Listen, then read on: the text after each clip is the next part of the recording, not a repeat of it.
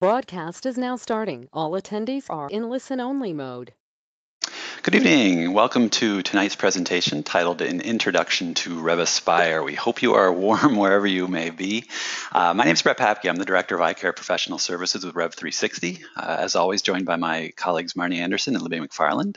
We deliver the RevAspire service, so we're very happy to have you here with us tonight to provide you this introduction to what it's all about and how it may be able to serve your practice. Now, to understand that, we need to understand a little bit about the merit-based incentive payment system. I promise not to go too deep here, but the reason that it's important is because the merit-based incentive payment system is what's going to modify your reimbursements for Medicare services in the years ahead. There's no longer a formula in play that's going to universally apply a change to all doctors' reimbursements each year. How you do in this system is going to control your reimbursements. Now, how it works is it gets rid of the traditional legacy programs that you remember, like meaningful use, PQRS, something called the value-based payment modifier. Those things don't exist anymore. Instead, modified versions of those become what are known as performance categories of Mips. And you can see those performance categories over here in the pie chart. Within those, you can see the various percentages that they compose or make up within the Mips final score, because that's ultimately how this program works. How you do in each of these four performance categories during the course of the year contributes to a final score for Mips. Just like when you were in school, that score ranges from 0 to 100. The higher that score is, the better. And then ultimately, your score is compared to the average of all other providers that are participating in Mips. If your score happens to be higher than that average score, which is often referred to as the performance threshold, then you'll see your reimbursements going up 2 years later. If your score is below that, you'll see the reimbursements going down 2 years later. And the farther away you are from that comparative value or that performance threshold, the more significant the upward and downward revision would be. When we're talking about what you're doing this year in 2019, we're talking about how you're going to be influencing 2021 reimbursements, and you're going to be doing that on the order of 7% in either direction. Now, if we try to highlight that and try to illustrate those ideas here. Here we have the range of Mips scores running along the bottom of this slide, going from 0 to 100. Obviously, the further to the right, the better. You have the performance threshold sitting here. Remember, that's the value that you're compared to. And in this example, Dr. Smith is sitting at 80. So how she did across those four performance categories we just looked at on the previous slide totaled up to 80. Since 80 is higher than that comparative value, or that 30, she's going to see her reimbursements for Part B Medicare services increasing in the year 2021. Okay. We also talk a lot about an idea of bonus money that's out there, specifically $500 million that's available over the first 6 years of the program to reward those providers who do exceptionally well. Exceptionally well would be defined as 75 or above for 2019. That bonus can range anywhere from 0.5% up to 10% more. So in this example, Dr. Smith exceeded both of the thresholds. She would see her reimbursements going up by more than if she had just exceeded one of them. I think it's worth pointing out, too, that unlike the days of meaningful use where you got a check for thousands of dollars, the merit-based incentive payment system modifies your reimbursements on a per-claim basis. So if you qualified for, let's say, a 3% upward reimbursement revision, and you were billing a service that would normally reimburse you $100, you'd be getting $103 for that in that payment year. I hope that makes sense. It's not a lump sum payment. It's applied on a per claim basis. So there's no getting around the fact that the merit-based incentive payment system is getting harder. The standard and bonus thresholds that we just talked about on the previous slide, those are actually increased. And some of you will recognize that over the first couple of years of the program. Those are going to, they have increased, and they're going to continue to increase as more and more is expected of providers. Medicare is expecting about a 15% decrease in scores in 2019. A lot of that has to do with changes within the performance categories that are going to require more of you as the provider and the eye care team. Now, the point that I'd really like to make about this, though, is, believe it or not, that doesn't need to be bad news. If you are one of the providers that understands what needs to be done and you're doing a good job of doing that, then having everybody else perform worse means more money is available to go into your pocket. So always keep that in mind, that the average score going down can be a good thing for you if you understand what needs to be done. So if we summarize that, the quality payment program, of which the merit-based incentive payment system is a key arm, is how your Medicare Part B reimbursements are going to be adjusted each year. Remember, there's no longer a formula that's going to blindly raise everybody's reimbursements by the same amount. In fact, from now to the end of 2025, there's a 0% change scheduled for the physician fee schedule each year. So the only way you're going to see a reimbursement, a significant change in that, is through adequate participation in the merit-based incentive payment system. 2019 is going to present clinicians who might otherwise be exempt with the ability to opt in. That is a brand new idea. Many of you know that optometry has had some challenges in terms of eligibility for the merit-based incentive payment system. And unfortunately, being ineligible or being considered exempt means you're also exempt from reimbursement revision. This opt-in process, which is now available for 2019, would give those doctors that have otherwise been excluded the ability to be included in reimbursement revision. The better your performance, the better your chances for increased reimbursements. And along the same lines, those who work towards not only satisfying the requirements, but also excelling are going to be the ones who are best positioned for success. The question is, how do you do that on top of all the other things that you do in practice, trying to be successful and running a business, taking care of your staff and taking care of your patients? And I think we can answer that through three different ideas here that we have on the screen. We call these our self-guided resources. We have something on Insight called the Mips Resource Center, where we host all guidance documentation and resources, recorded webinars, and even recorded video walkthroughs of the various measures that can help you understand how things need to be done in the system. We also have Ask About MU and Mips within Revolution EHR itself. You can find that in the help menu. If you ever come across a question while you're working within the application, please feel free to send those immediately to us. Our team will do our best to get an answer to you the same business day. There's also the Quest for Excellence community on Facebook. And while I know a lot of people don't like to be on Facebook, one of the nice things about it is we have a community dedicated to just Revolution EHR customers to focus on questions surrounding quality reporting program participation and how to make these things happen in their practice. So consider those as your self-guided resources or on-demand resources that are ready to be consumed anytime that you need it. However, we had a lot of customers asking for something beyond this. They said, yes, this is great, but can you do something else for us? Can you make this even easier for us? And for them, we created something called RevAspire. And I'm going to jump out of the slides just for a second to try to overcome this graphical challenge. RevAspire really aims to partner with you and your team to support you, optimize your performance, and offload as many responsibilities associated with quality reporting program participation as possible. We do that through what we call three arms of the service. One is we provide you with a personal quality reporting advisor. We provide you with a quality reporting data submission team, and then we provide you with a quality reporting audit response team. And I want to dive a little bit more into each of those here. Personal quality reporting advisor, we'll tackle that first. This is a team that will monitor your performance within Revolution EHR and make sure any small blips in performance are being identified early on before they become problematic. And that's really important because if it's that data that's ultimately going to control your reimbursements in the future, we want to make sure we're identifying any small challenges early on so they can be remedied. We find that doctors are taking exceptional care of patients, but sometimes there's a little bit of a disconnect between that care and the statistics that would support it. RevAspire really seeks to bridge that gap and fill in that middle zone and help doctors' statistics accurately show what's being done. There's a number of different ways that we do that. One of the exercises that we go through is called quarterly Mips score estimates, where we say to ourselves and the partners that are in RevAspire, what would happen if the calendar year ended today? What would your Mips score look like?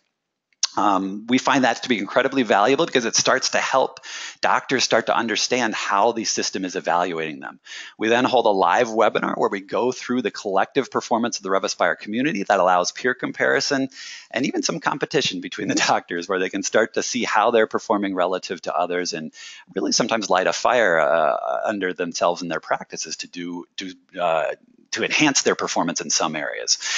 We also hold exclusive educational and support events ranging from webinars where we may focus on specific actions or measures within the program to something called virtual office hours, which is probably very similar to what it sounds like. If you remember back in college when your professor would open up their office for an hour a week or whatever it may be, and you could stop by with any questions you had, that's exactly what this is, except we do it virtually. We open up a go-to meeting. If you happen to be free during your day and you have questions, you can stop by and ask them, get answers. Or if you don't have questions, maybe you're taking a lunch break and you just want to listen to the questions and answers of others. That's exactly what those events are for. There's also phone-based support. So really what we're trying to do is structure the support that we give you around the manner that works best for you. We also provide something called legislative distillation, and I sure hope we coined that term. I don't know if we did, but I really like it because what it means is that we comb through the official Medicare documentation, the official governments that create the rules for participation in these programs, and we break it down to exactly what you need to know to be successful. Not only that, we break it down into exactly what you need to know in Revolution EHR to be successful, because not only are we experts in the regulations and understanding what needs to be done, but we're also experts in Revolution EHR. And I know there are a lot of different solutions out there that promise to help you with your merit-based incentive payment system participation, but none of them have access to your data and none of them know the system that you're working in better than we do. So we think we're a unique solution for you as a Revolution EHR customer.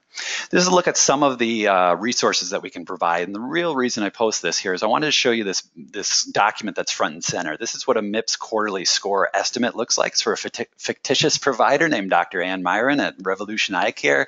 And you can see here over the 3 quarters of the year, she performed at a 90. That would be her Mips final score estimate.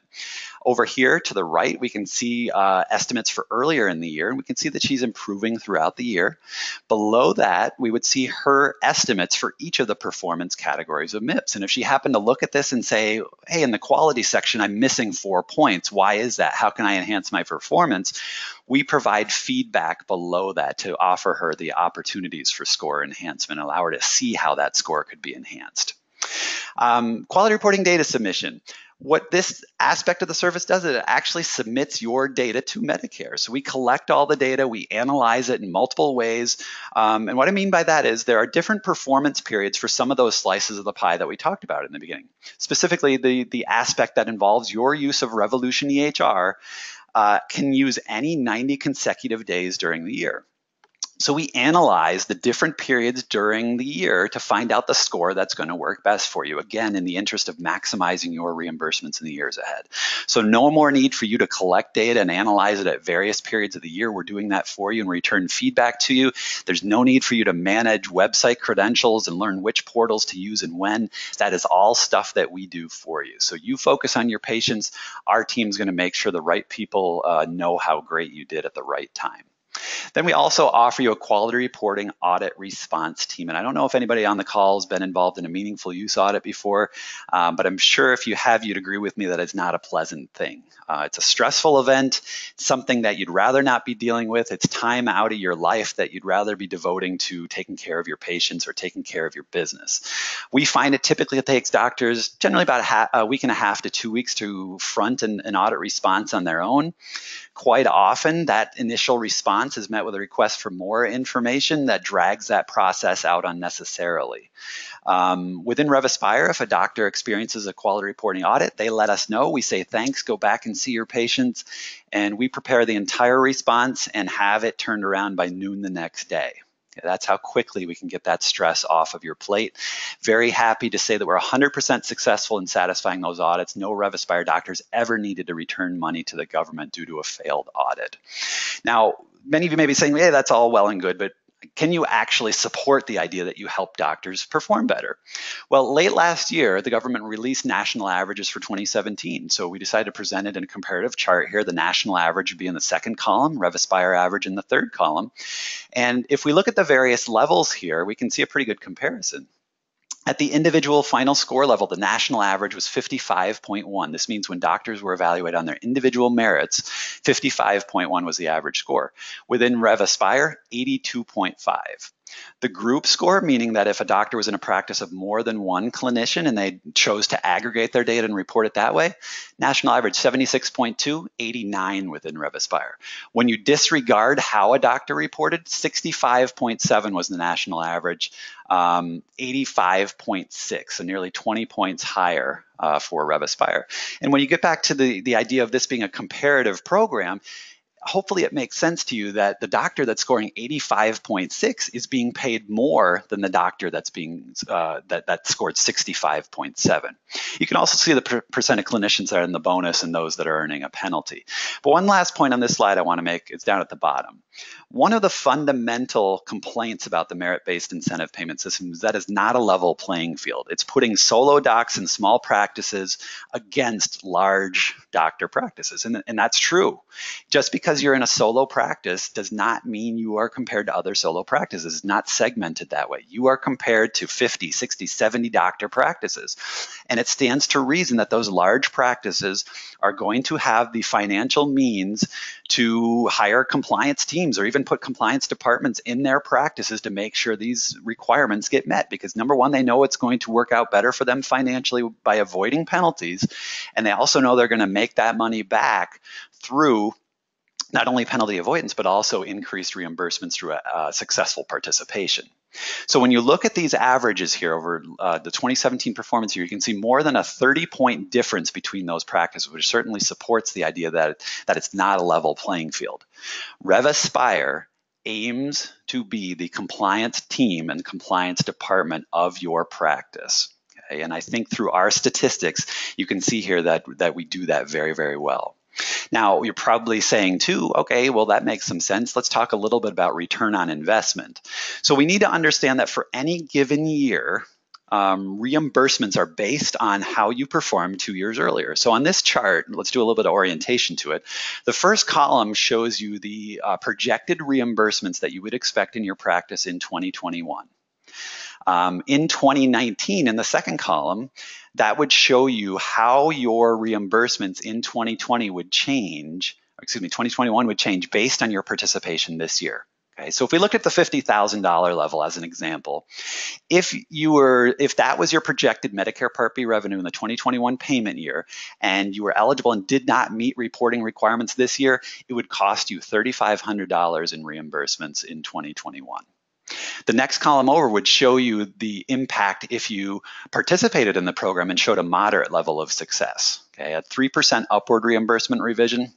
And again, that's just a hypothetical figure that we threw in there. Remember, we said you could score up to a 7% increase in 2021. Could be up to about $1,500 if you were to be a 3%. If you qualified for a 3% upward revision. So you can obviously apply this to what you know to be true for your practice. It comes out to, from a penalty standpoint, about $700 per 10,000 of revenue that you're doing. So hopefully that helps seeing dollar figures. I know sometimes when we talk in percentages, it can be a little bit confusing. Now, one thing that may jump out on you in the screen is this first value that's on here. And you may say to yourself, 17,115, that makes no sense alongside the others. Why is that on there? And the answer is because that is the break-even point or the tipping point. If you do at least $17,115 in Medicare Part B revenue and you're eligible for the merit-based incentive payment system, but you do not meet reporting requirements for 2019, you will lose more in penalties than you would spend through a partnership with RevAspire to avoid them. And that's before even considering any sort of upward reimbursement revision. So I hope that at least gives you some feel for what the return on investment could be. Cost of RevAspire is $99 per clinician per month. That includes all the benefits of the service. It is not an a la carte system where you'd pick, I'd like audit support and data analysis, but don't worry about submitting data for me. We try to make the process as easy as possible for you by giving you our absolute best each and every day for one set fee. You also have to consider savings and gains. You're going to avoid a penalty. I can say that with confidence because no RevAspire doctor has ever experienced a penalty, and I don't see that ending anytime soon.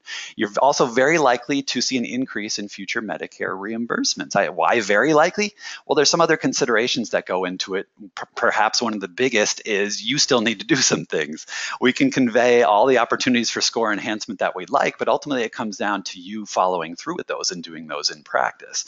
We haven't perfected the arm of the service yet where we can come into your practice and see patients for you. I say that sort of jokingly because I know that that's not what you'd want anyway, right? You want to see your patients, you want to take care of them. That's why you got into the line of work that you're in. You just don't want to deal with all the other stuff, and that's what we're aiming to do for you.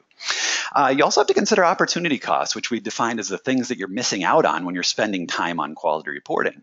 Many of you are familiar with the MBA studies that publish data on, revenue per exam, or how many, what percentage of glasses go out with AR lenses, things like that. The most recent version of that, I believe, was 2015. And it shows that the median OD production is about $330 per hour.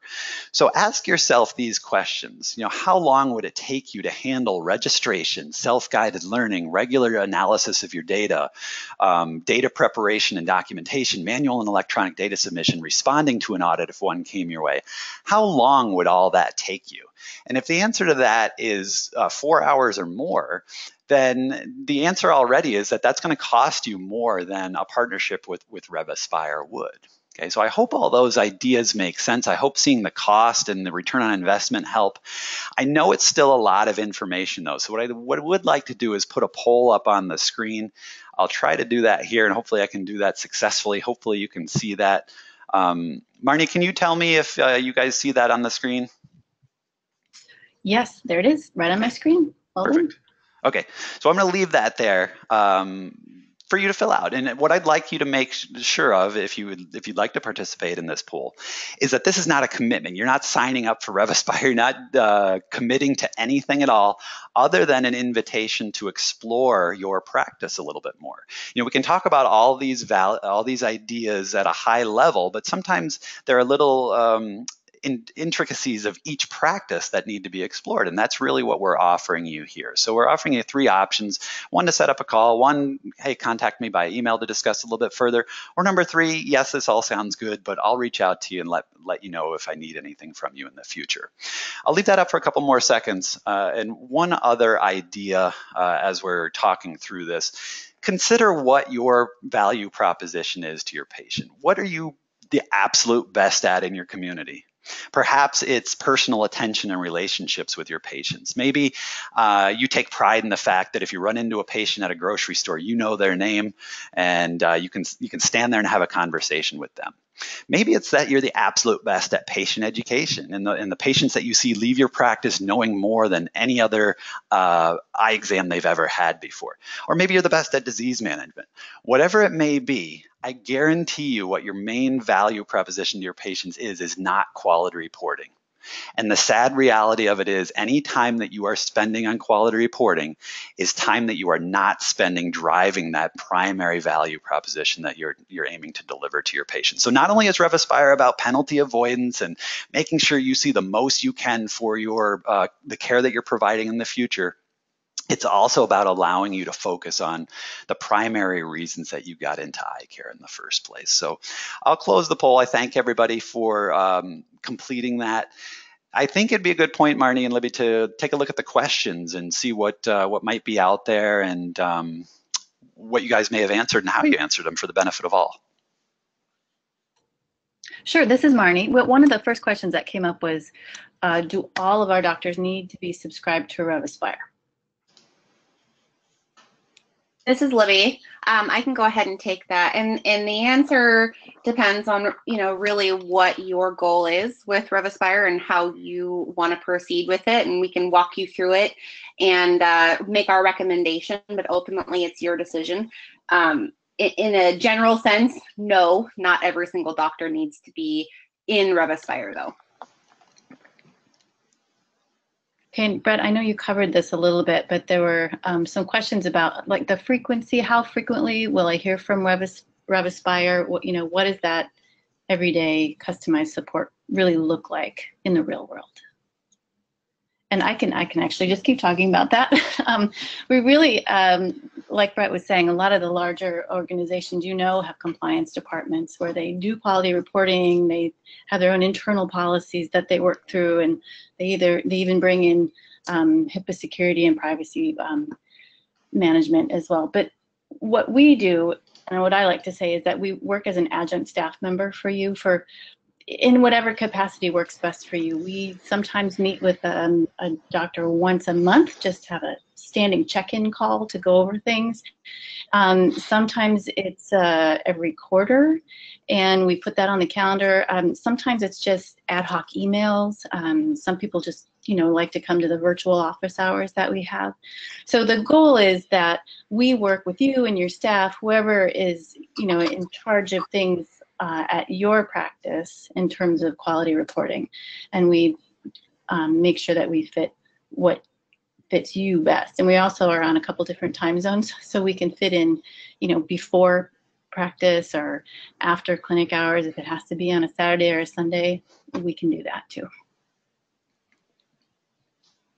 Libby, did you see any other questions in there? I did. Someone asked if they needed to be on for an entire year or just for a month or two, if that was an option for them. And I was just typing a response, but the first 12 months, it is a 12-month commitment initially. And then after those first 12 months, you may terminate your contract at any time if you would like. Very good. I don't know if we want to leave it open for any other questions that might come in, or if we feel like we've covered everything.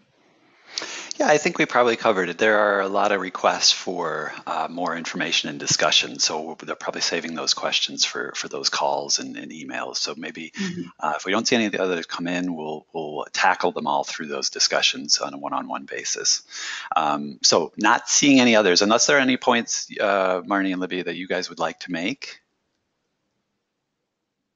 No, I think that the fact that we're open to talk through this with you, I think that might be a better take as we get into more detailed questions. Okay. So let's call it an evening. I'll say thanks to everybody for joining. And again, I do hope that everybody stays warm. Please let us know if we can answer any questions through the email address on the screen. Otherwise, we'll be reaching out to those who requested a discussion. Thanks again for joining. Have a great night.